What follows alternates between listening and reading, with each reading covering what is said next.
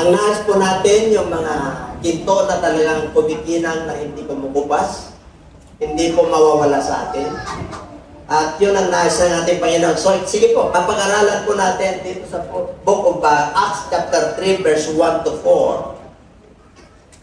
At ito po ay si Pedro at saka si John, alas 3 ng hapon, pumupunta sila sa templo para sila po ay manalangin. Take note. At daily po, sila po, yun ang pinaka-appointment nila. Alas 3 ng hapon, meron silang appointment kay Lord sa templo. At sa templo na yan, mayroong isang manlilimos, isang lalaki, na siya po ay lumpo. He is a lame man. Since birth, mula pagkabata po, at nakaupo siya sa beautiful gate. Pag sinabing beautiful gate, meron kang paginapang. Kaya pumupunta po roon yung mga may kailangan sa Diyos, sa beautiful gate, kasi pinaka-entrada po yon ng templo. At pag sinabi mong beautiful, meron silang makukuha pag-uwi. Kayo ba'y naniniwala ron? Pagamat yung kanilang makukuha na design nila yung sipila at ginto, marami po silang limos, naawa po sa kanila, kaya yung mga tubadal po ay nagbibigay. Kaya yung manlilimos na ito ay since birth. Mula pagkasilang po. Kaya dito po, at samantalang si Peter at saka si John ay pumapasok, sa verse 3 na po tayo. At para yung manlilimos po ay na-expect niya po, itong si Pedro at saka si John ay magbibigay. At hindi naman siya nabigo. At pagtitig sa kanya ni Pedro, nakasama ni Juan, ay sinabi, tignan mo kami. Okay? Manlilimos ka, huwag mong titignan yung bulsa namin. Look at our eyes. Kasi pag tinignan mo ang aming mata, ang aking mata, meron kang makukuha. Amen po? Kasi that is the eyes of faith. Kasi po sila Pedro po, ay ano po yan? Talagang alagad ng ating Panginoon yan na matindi. Kaya dito po, huwag mong titignan ang aming packet. Meron kaming regalo sa iyo. Bit-bit namin ito. Kaya, and fixing his eyes on him, with John Peter said, look at us. Huwag sa packet, huwag sa mga tao. Ang tinitignan mo, may hiningi kang himos. Marami ka naman inuwi. Halos alas 3 ng hapon, pumupunta ka rito. Okay? Kung ano yung schedule mo. At ang nagdadala, ang sabi ko ron, dinadala araw-araw. Sino nagdadala? Yung kanyang mga mansabuhay. Siyempre, pinahintulutan po ng Diyos na mahirap po yun at may kapansanan para mahabag ang mga tao. Di po ba? Kaya minsan, yung mga may kapansanan po, hindi nyo alam, nagagamit po sila para sa kahabagan ng iba. Para mahabag po sila na meron talagang pulubi. Kahit na mayaman bansa yan, meron talagang mahirap. Para lumabas yung mercy, yung awa ng tao, para magbigay po sila. Itong lumpo na to, nakasanayan na po na meron. Iba ngayon, dumating sila Peter dyan. Iba na ngayon. Okay, tingnan natin ang verse 5. Okay. Yung attention niya, okay, tingnan mo kami. Sa mata. Titigin ka. Huwag sa pakit ha. Huwag sa yaman sa mundo ito.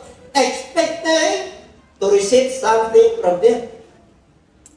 Okay? Ang sabi ni Peter, silver and gold.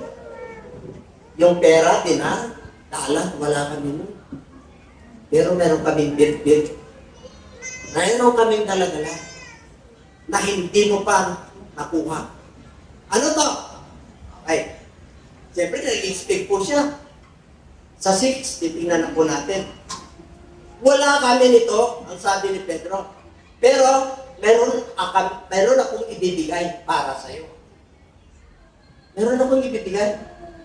Ano yun?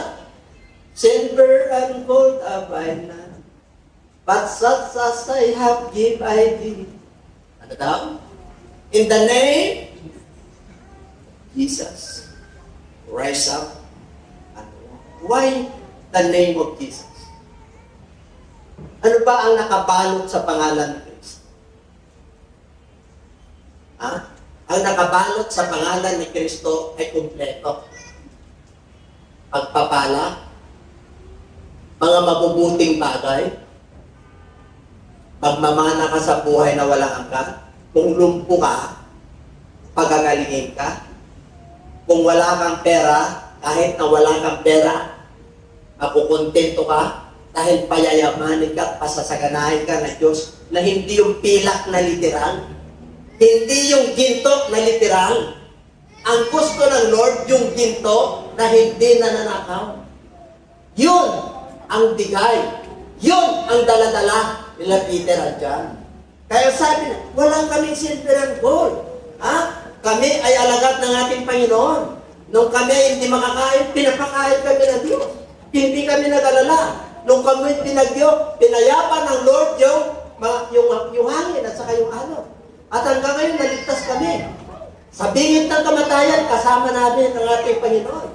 Pinag-resurrect na ang ating Panginoon dito. Kaya dala-dala nila yung pangalan ng ating Panginoon. Alam mo, pag may kilala kang tao na matubig at naglilingkod sa Lord at kilala mo at maraming miracle at may mga nagbabagong buhay pag nangangaral at pinagpapala talaga siya, maniniwala ka rin. Kasi patutuo niya kasakasama nila. Amen po? Kaya dito po, wala kami niyan. Pero, meron kami ibibigay sa iyo. The name of Jesus, the name above all name. And in that name, every knee shall bow and every tongue shall confess that Jesus Christ is Lord. Every knee nagbabow down. Every tongue shall confess, nagpapahayag na siya ay Panginoon. Kahit na hindi mo pa-practicein yan. Pag ikaw ay anak ng Diyos, masasabi mo siya na Jesus is Lord. Pero pag hindi ka anak ng Diyos, hindi mo masasabi. Pero pag anak ka niya, talagang ano na po yan sa iyong buhay. My God, my Lord, and my Savior, hallelujah, my Father, my everlasting Father, my everlasting God, my Yahweh, my Jehovah, my Yahshua. Isa lang po yan. Kasi Espiritu po yan. Yun yung ating sinasabi. Yun ang nandirito ngayon. Wala tayong pilak na dala-dala. Wala tayong ginto. Pero nakita ng Lord yung mga puso po. Kaya rinikaluhan tayo ng Diyos sa umaga.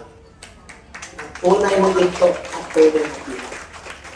Kaya sabi mo sa katabi, pinagpala ka na.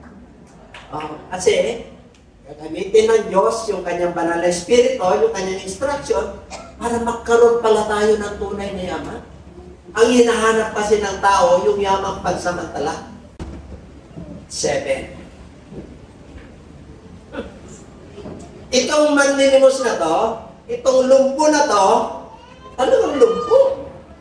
Pero, naniniwala si Peter na sa pamagitan ng pangalan ng Panginoong Hesus, tatay, gagaling, tinulungan ni Peter na tumayo, pati yung may karamdaman, kahit na hindi siya makatayo, kailangan tumayo. Kahit nalumpo ka, di ba?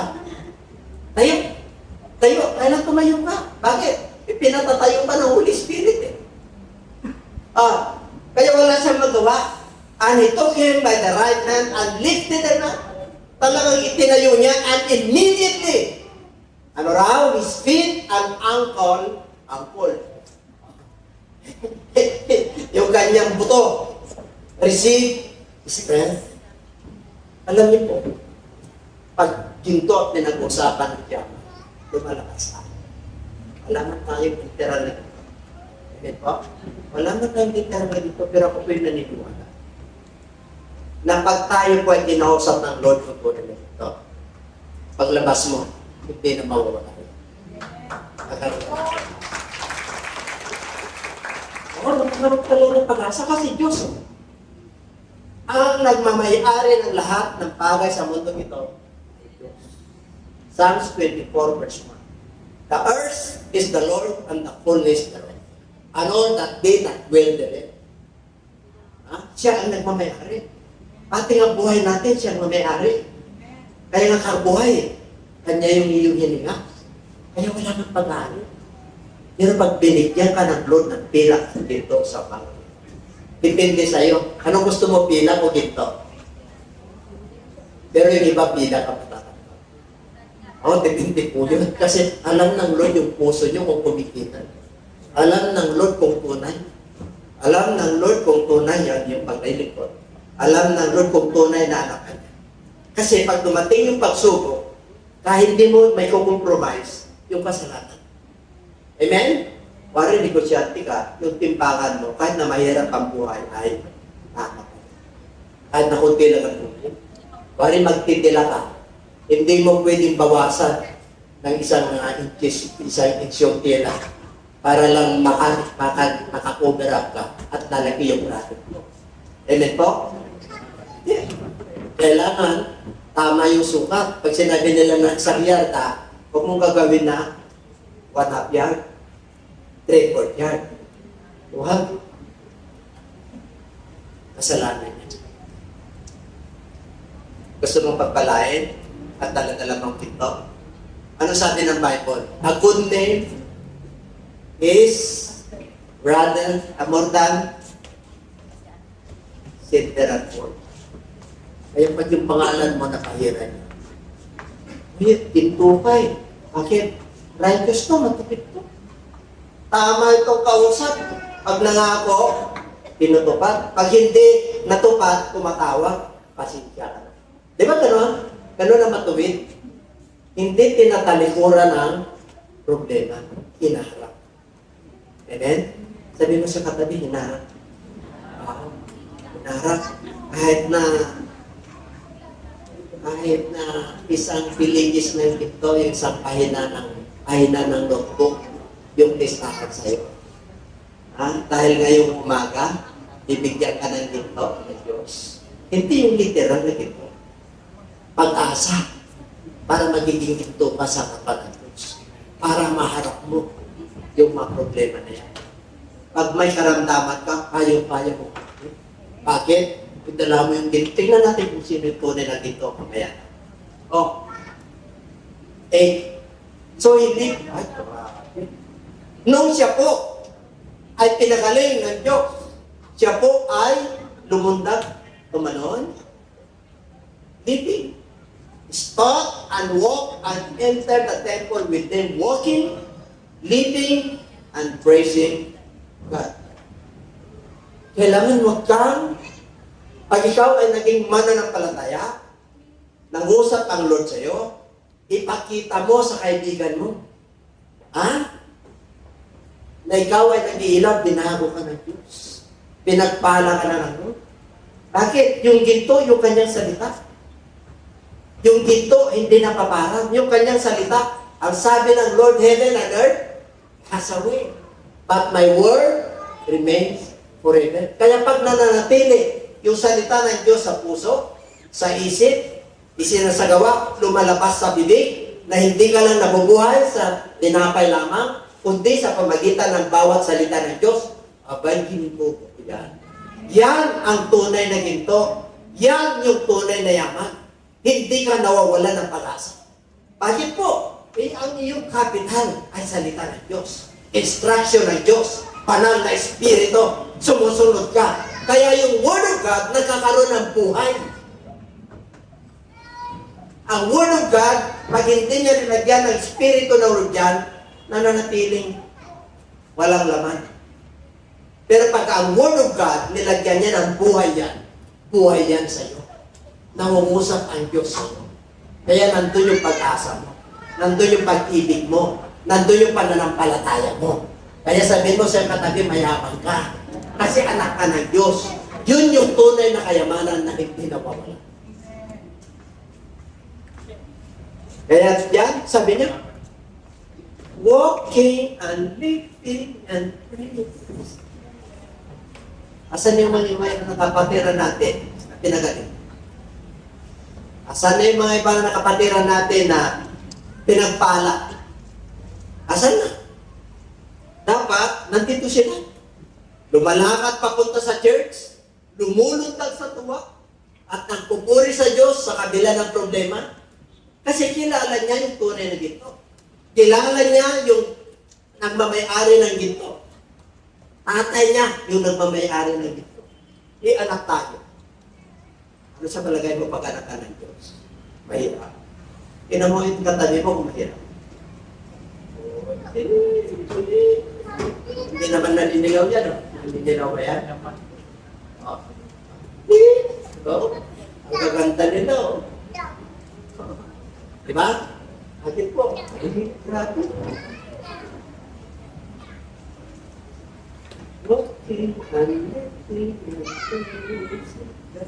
Yung mga iba, sa dami nang nagdito na literal, dami na silang pera, hindi na sila makapag-walk sa templo. Asan na sila ngayon? Asan na? Doon sa exit. Siya ba na dito? Hindi mo masama yun. Pero unahin mo muna yung nagbigay sa iyo ng tunay na dito. Bago ka pupunta ron para maging masaya ka. Anin mo naman yung ang dami ng dito. Ang dami kumakapon sa iyo. Kasi ang dami gusto mawutag sa iyo. Siyempre pag mayaman, marami kang kaibigan. Hindi bawal yumaman sa akin. Sino ang makakatagtag ng buhay pag siya ay palisa? Pare, palisa ka ng ilang taon na. Hindi mo lang, kulupot ng kulupot yung wrinkles natin. Pero pag hindi ka palisa, nalulungkot ang Diyos sa iyo. Bakit po? Pinagyan yung kaluran niya ng Diyos sa katawan natin. Kaya kahit matamali dumarating, kawit ka lang. Sailing island, sailing home. Diba? Kahit na may bagyo, kaya. Kahit nasabi natin na may mga problema sa bahay, mahirap mawala ka. Mahirap pa ano. Diba? Sarap na tumawa kaya. Yung mga kabataan dito, panitawa dito. So, yun na. Yun, anak ka ng Diyos. Amen?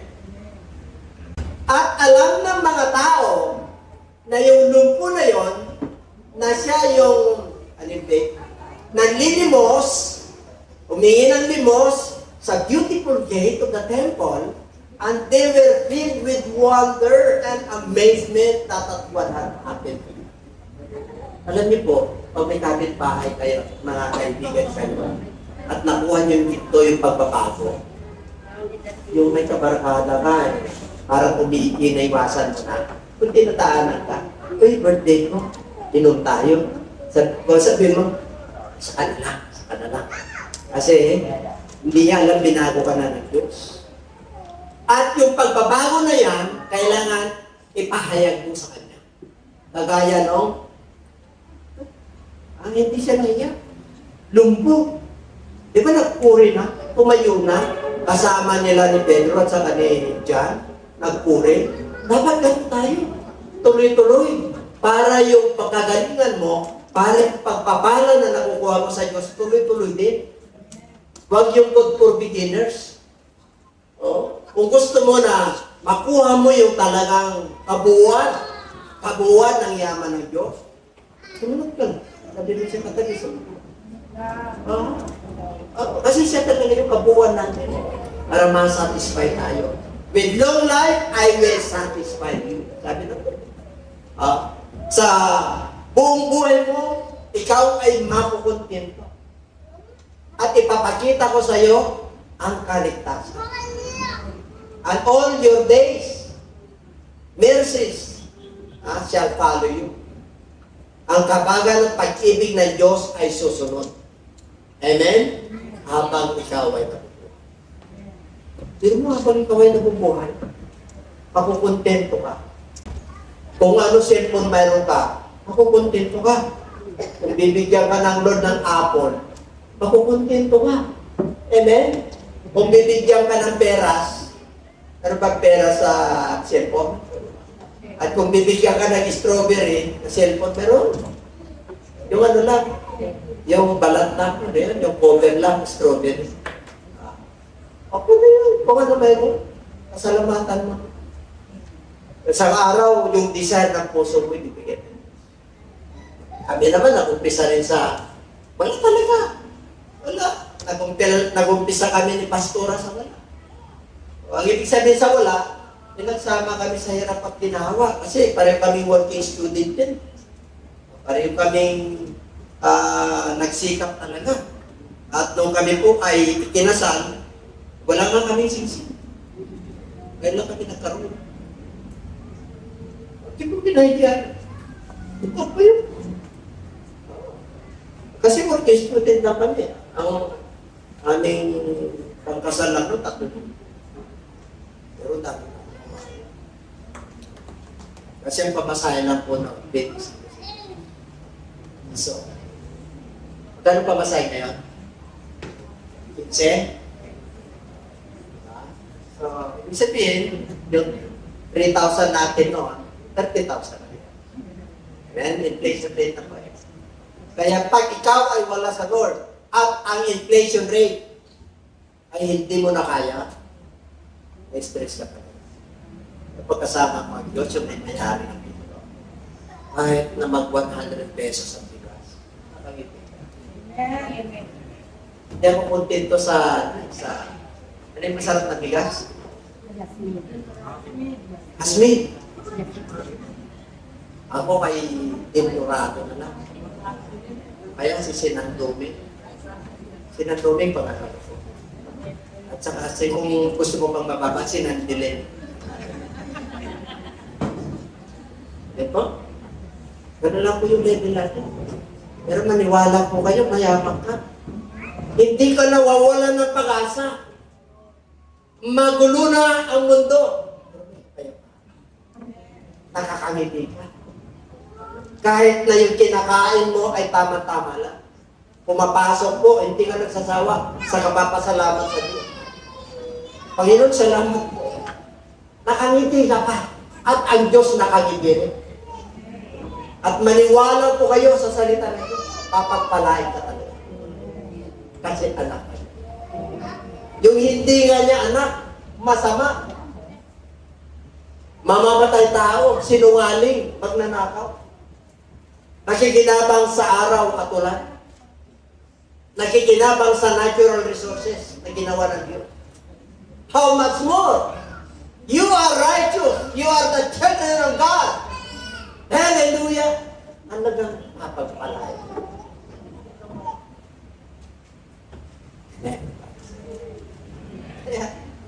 11. Nakita po tayo. Now as the lame man who was healed of the Peter and John and the people ran together to them backwards.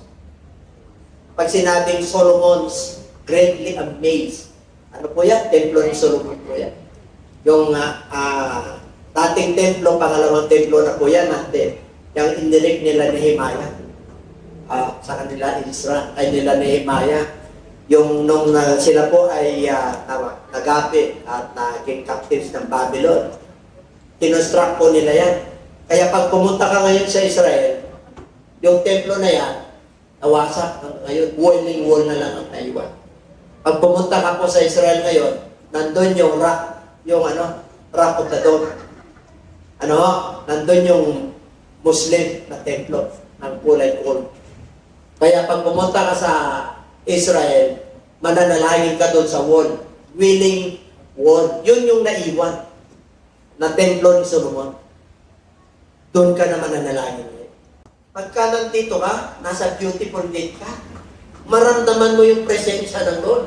Pag uwi mo, bahon mo yan. Anyaman mo, kapatid. Hallelujah. Verse 12. Anong sabi po ron? So when Peter saw it, he responded to the people, Men of Israel, why do you marvel? Bakit kayo nagulat? Itong nangyari sa itong lungkot na ito, or why look so intently of us, as through our own power or godliness? we have made this man walk? Dahil ba kami ay banal? Dahil ba kami ay matuwid? Kaya ito ay gumaling? Hindi yun. Hindi yun. Kaya gumaling ito dahil sa kapangyarihan ng Diyos. 13. Then God, the God of Abraham, the God of Isaiah and Jacob, the God of our fathers, glorified His servant Jesus, whom you delivered and denied in the presence of Pilate when he was determined to let him go. 14. But you denied the Holy One. Itinakwil nyo. Hindi nyo tinanggap yung turo ni Kristo. Siya, yung banal na nag-iisang Diyos, matuwid, and ask for a murder to be granted to you. Pinatay nyo siya. Ito, yung pinuno ng buhay, whom God raised from the dead, of which we are witnesses. Kaya yung pangalan ng Lord na ginamit ni Peter and John, in the name of Jesus Christ of Nazareth, rise up and walk. Ito yung Holy One. Ito yung Diyos na tinakwil ninyo. Ito yung Diyos na kinrucify nyo. Wala na siya ngayon. Ito yung Diyos ni Abraham. Ito ang Diyos ni Isaac. Yun yung nagpagaling. Hindi kami ang nagpagaling. Dahil alagad kami. Hindi kami ang nagpagaling dahil kami ay matuwid at banal. Hindi. Yung Diyos ni Abraham. Ginamit lang kami. At kami yung naging witness mo. Amen? Kaya yung pinapangaral ko sa inyo ay hindi nagbago.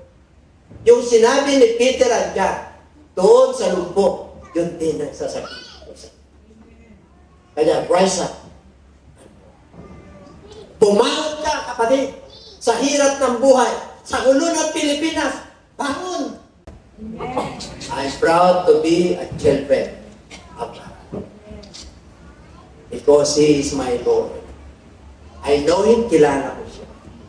Siyang tumutugon at siyang nagpapalakas at nagbibigay sa akin. Yan yung pinapangaral namin. Kaya in the name of Jesus, rise up and walk. Ano ba kumalik? Gagaling ka, kapatid, kung may karamdaman. Kung may karamdaman at punit yung bulsa mo, patahiin ng Lord at lalagyan niya ng tunay.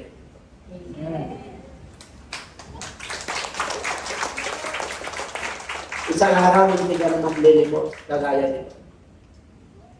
Isang araw, iakpang mo na yung paa mo. Mayroon ka ng magandang hanap. Huwag mong kalimutan ang tunay na ginto na nagbigay sa trabaho na maganda, huwag mong kalimutan. Pumunta ka rito at naramdaman mo ng pag-asa, huwag mong kalimutan ang Diyos. Ginamit ako ng Diyos para sa inyo. Yun, huwag niyong kalimutan. At huwag niyo rin kalimutan yung likod ng Diyos. That is the attitude of gratitude. Lahat po nagsumusunod at nagkaroon ng gratitude of attitude. Dati mga walang sasakyan. Pare-pareho lang din po kami. Noong una, bike lang. Diba, Brother Oscar? Bike lang. Ngayon, may single na motor na. Yung iba, tatlo ng gulong, tricycle na. O yung iba, maniwala kayong iba, alis, kasi truck. Kasi may hanap buhay na, businessman na. Amen po? At yung iba, walang pa nga eh. Kasi lumaki yung truck eh. Hindi na kaya ng 1 tonelada. Kaya 10 tonelada lang kaya. Kapatiran po natin yung pinakamalaking truck niya. Amen po? Bakit po? Ito ni tonelada lang. Grabe. Bakit po? Eh, ang yaman pa naman yung Diyos natin. Diba? Asan na pa tayo? Okay. 16. And His name, through faith in His name, has made this man strong, whom you see and know. Yes! The faith which comes through Him has given Him as perfect soundness in presence of you all. Wala na. Diba wala na? Meron pa yan? Number 1. Bakit may schedule na 28? What is 3 p.m.? What is the significance of 3 p.m.? Ha? Yung 3 p.m. na yan, ang 9 hour sa Hebrew, 7, 8, 9, 10, 11, 7. Ang 7 o'clock, 1. 7, 1, 2, 3, 4, 5, 6, 7, 8, 9. 9 hour. 3 o'clock. No, si Jesus Christ ay nakabayubay sa cross. Nung 3 o'clock po ay nagdilim. Nagkaroon ng malakas na lindol. At nabuhay yung mga patay sa ilalim.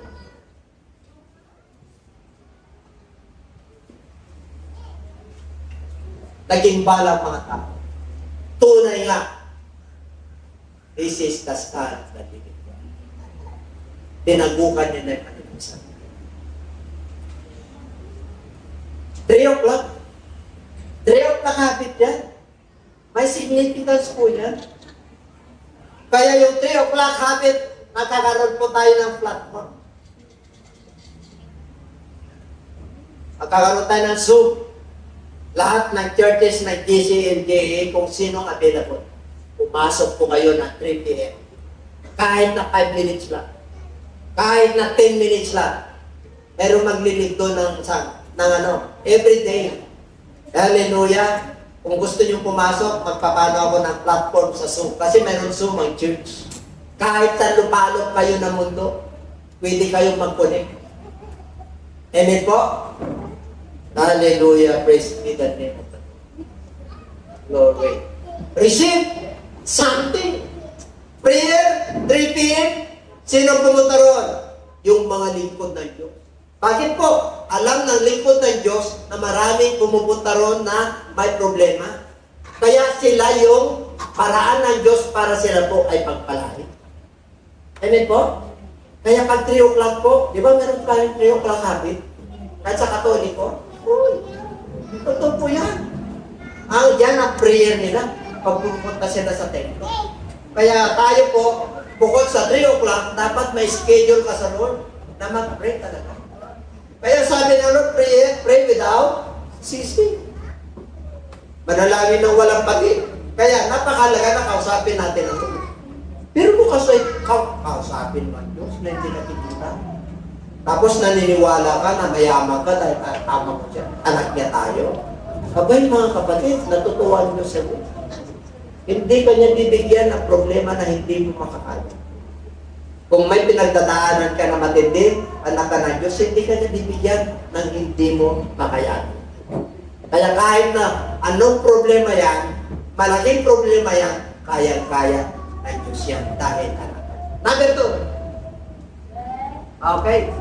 Mamaya ko yan. Kawili yan. Point of pattern pa lang tayo. Okay. Number 1 kanina, hanggang 4 yun. 5 hanggang 7 yung binasa natin. Receive something. Mayroon siyang nakuha yung po. Ano na ba niya? Kagalingan. Tumayo po siya. Receive the healing. His name, true faith. Dahil sa pananampalataya at yung pangangaral ng pangalan ng Lord, naramdaman nung lumpo na talagang siya ay lumakas. Naramdaman niya yung presensya ng Lord. Kaya siya po ay tumayo. Siya po ay lumundag at siya po ay nagpuri sa Diyos. Dapat ganoon po tayo.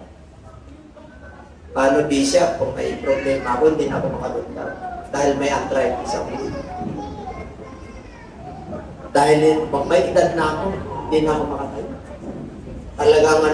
Talagang may maintenance na ako. Itayo mo yung pananampalataya mo. Kasama yung kaluluwa. Isang araw gagaling ka. Mamaya tatayo ka. Hindi mo na mararamdaman yung arthritis.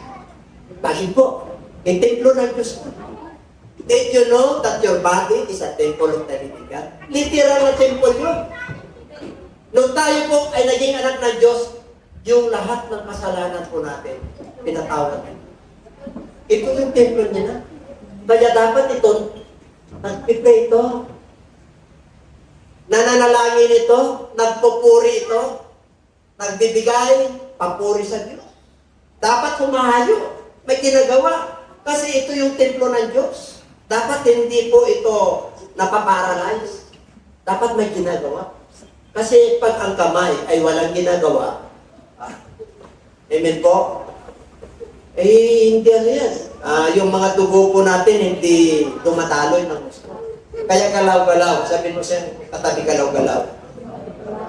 Yung pananampalataya, galaw-galaw ha. Hindi yung pananampalataya lang, nakapihit ka. Naman Lord, hindi kaya. Pag sinabing pananampalataya, walk, tagyan mo ng paa. Hindi yung paa na literal, spiritual. Amen po, spiritual gold dito. Hindi yung gold, kasi yung gold, pinag-agawan sa mundo nito. Yung literal na gold, pinag-agawan. Acts of prayer. Pag ikaw ay nanalangin, kailan may action?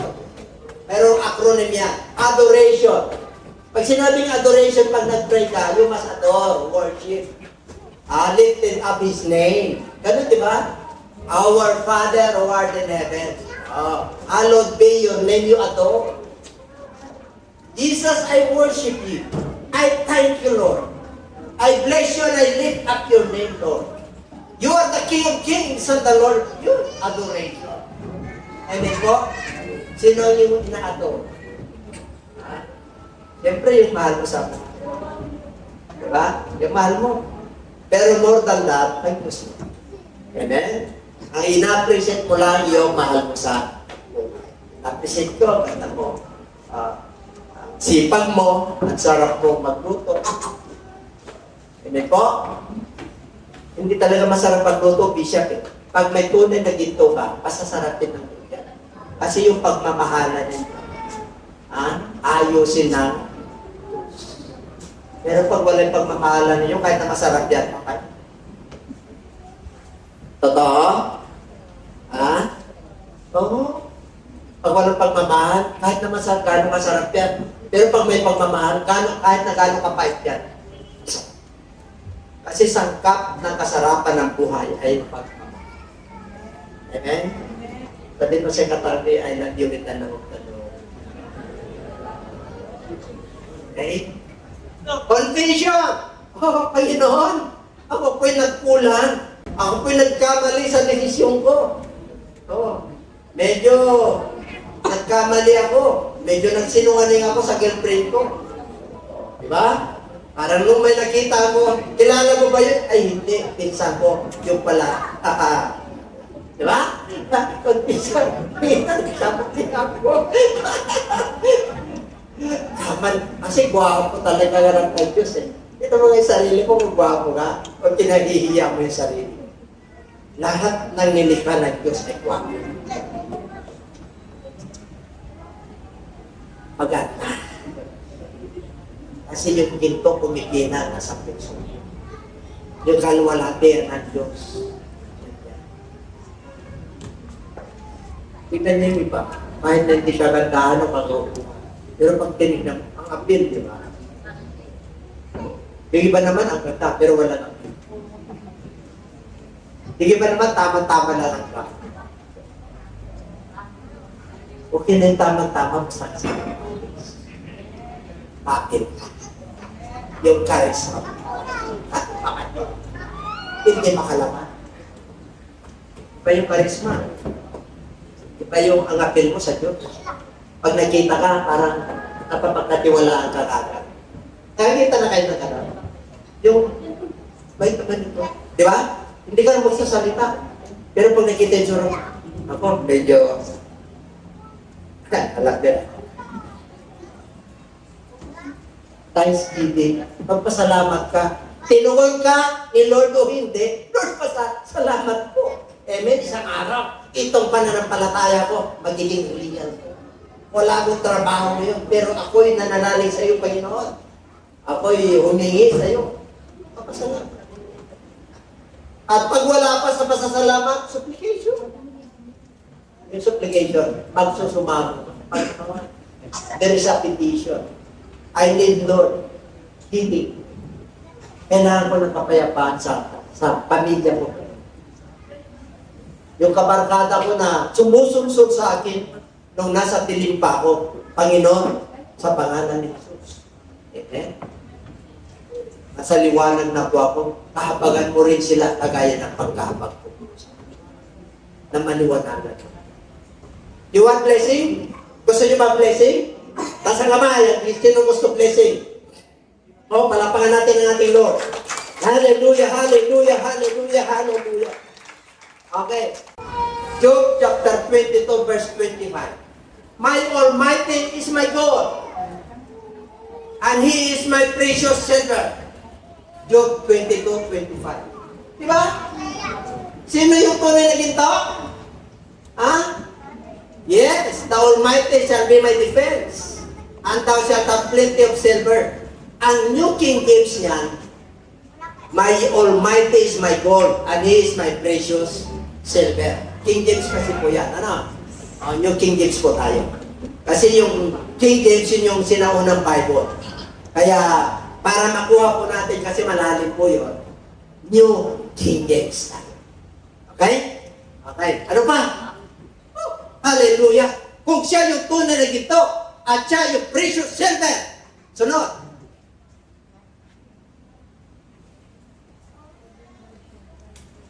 For then, thou shalt have thy delight. Kaya masaya ako, Panginoon. Dahil ikaw ang aking Diyos na makapangyarihan. Oh, I lift up thy face unto God. Kaya, itong mukha ko na to, damang-dama ko yung presensya ng Lord. Kitang-kita ko yung liwanag. Kitang-kita ko yung pagpapala ng Diyos. Kitang-kita ko yung tunay na kayamanan. He is my gold. Because He is the owner of gold. He is the sources of all gold. My God Almighty. And the precious silver, siya ang nagmamayari. The word of God is gold. More than fine gold. Amen? Ang yaman mo, kapatid. Bakit po? Ay kaya mo na humarap sa Lord. The presence of the Lord, of God. Pero mo anak ka niya. Anak ka. Harapin mo ang mga problema. Kung sinabi ng doktor, malala ng sakit mo, doktor ang nagsabi. Pero ang Diyos, ano sabi ng Panginoon? By His stripes, we are healed. He is the Lord, that God that healed us. Because He is my gold. He is my true gold. Siya yung real gold sa aking buhay. His word is gold. His spirit is the precious silver. My rod and my staff, they comfort me. Siya yung aking Diyos. Siya yung aking pag-asa. Hallelujah. Kahit na broken family na ako. Broken na yung kabuhayan ko. Talagang broke na ako. Wala nang nagtitiwala sa iyo. Pero nandito ka sa umagang mo.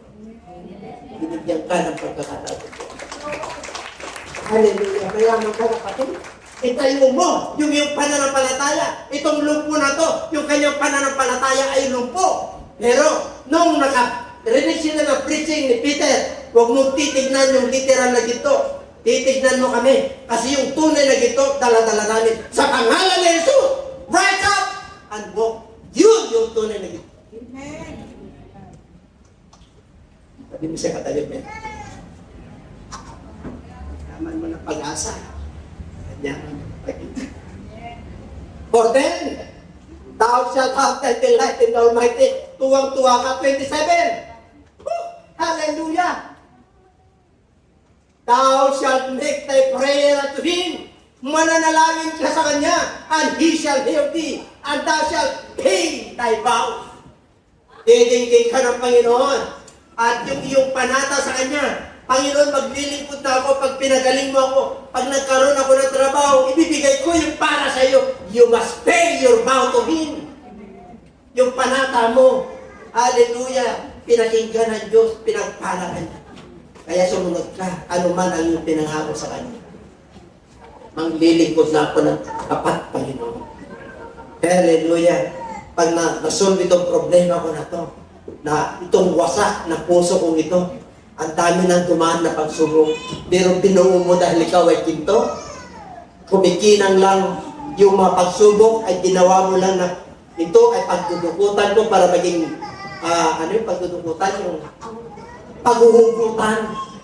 Para makinang ako sa iyong harapan. Itong mga problema, karamdaman, tiisin, kahirapan, ito po ay pampakinang. Sumunod ka lang. Kasi parang pinto yan, idinadaan ka sa problema. Sa apoy. Para pag lumabas ka sa harapan ng Lord, you are the light. You are the jewels. Mayaman ka sa harapan ng Diyos. Hallelujah! Yan ang tunay na ginto. Ang Diyos na nasa iyong puso, nasa iyong isip, nasa iyong bibig ang kanyang salita. Kaya pag binuka mo yan, hallelujah, maraming mapagpala, maraming makikinabang, maraming gagaling. Hallelujah, magkakaroon sila ng tunay na ginto na galing sa Diyos. Hindi man literal, pero nandiyan taglay-taglay po natin. Kaya yung joy mo, yung pasasalamat mo sa Lord, hindi nawawala. Amen? Amen? And now, ito na. Anong dapat mong gawin? One blessing, Lord. Okay, 28. Hallelujah. Pakibasa. Thou shalt also decree a thing, and it shall be established unto thee. And the light shall shine upon thy way. Pag sinabing decree, ay declare. Ano yung Tagalog niyang decree? Yung declare? Yung declaration? Tagalog. At ano yan? Tagalog ito na matindi. Nakalimutan ko. Palapakan mo na ng 10 verse. Ano palapakan? Binigay yan mga kapatid. Sabi ko, grabe ang Diyos. Kaya palang pumaring yun sa pangalan ng... At bukod doon, ikaw ay papagpalain kasi na kanya. You must declare. You must decree. Diba pag nagkaroon ng presidential decree? There is the authority. Yung decree, authority po yan. Authority ng Diyos na binigay sa'yo. Hallelujah, praise God. Job chapter 1. Basahin po natin para medyo may paliwanag ko ng maayos. Kasi, ayaw ko na ano to. Ayaw ko na malampasan natin ito kasi ako, grabe pala ang Diyos. Nag-declare siya. Pag ikaw ay kasama mo ang Diyos, i-declare mo lang talaga. Kaya pag sinabi mo na gagaling ka, gagaling talaga. Sinabi mo na talagang yayaman, yayaman ka talaga. Hindi man yung mayaman na mayaman, talagang pagkakaraos ka, makakabayad ka talaga ng obligasyon mo. Amen? Panginoon, kailangan ko ng kotse para sasakyan, tricycle, umuto, kung ano kakayanan ng pananampalataya ko, para makapag-ayo ako. Tutukunin ko talaga rin. 22, 28. Tagatag to, tagatag. Ano na ang pagsinabi?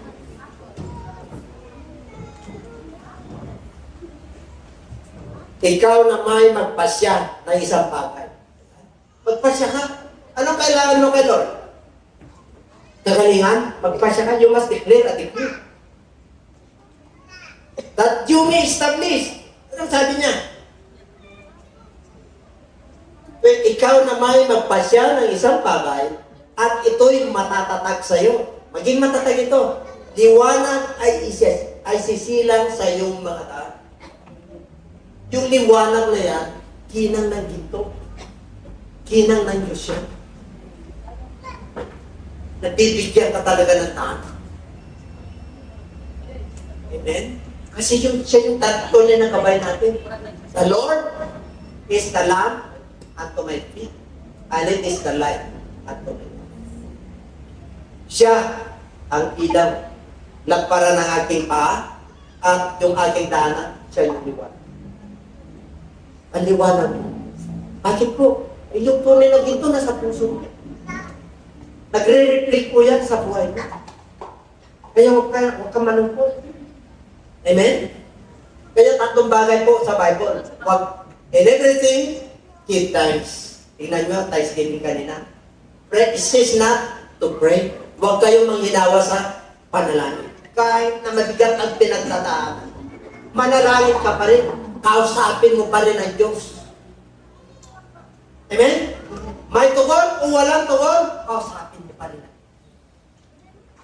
Kasi Diyos siya na kayo. You must declare a decree, a thing. Ito'y maging matatag at ang ilaw. Doon, niliwanag sa ila. Kaya ngayon pa lang, anong gusto mong i-declare sa Lord? Sakit, gagaling. Kulang ang income mo, pagkakasyahan ng Diyos. Problema, pera. Di ba, silveran ko, sabay na? But such I give unto thee. In the name of Jesus. Mayaman. In the name of Jesus, mayaman ka sa kapayapaan. In the name of Jesus, kahit na tama-tama lang yung dumarating sa iyo, happy ka. Nagtataglay ka ng kaligayahan. Tataglay ka ng kasiyahan at hindi ka nawawala. So, purihin ang Diyos, mga kapatid. You must declare. I must declare and declare, Lord. Hallelujah. Kailangan ko na ako'y maligtas kasama ang aking mahal sa buhay. Kailangan kong gumaling. Yung punsa ko, Panginoon, maayos ko ang aking kapatid. Purihin ang Diyos, mga kapatid. Tayo po lahat tayo.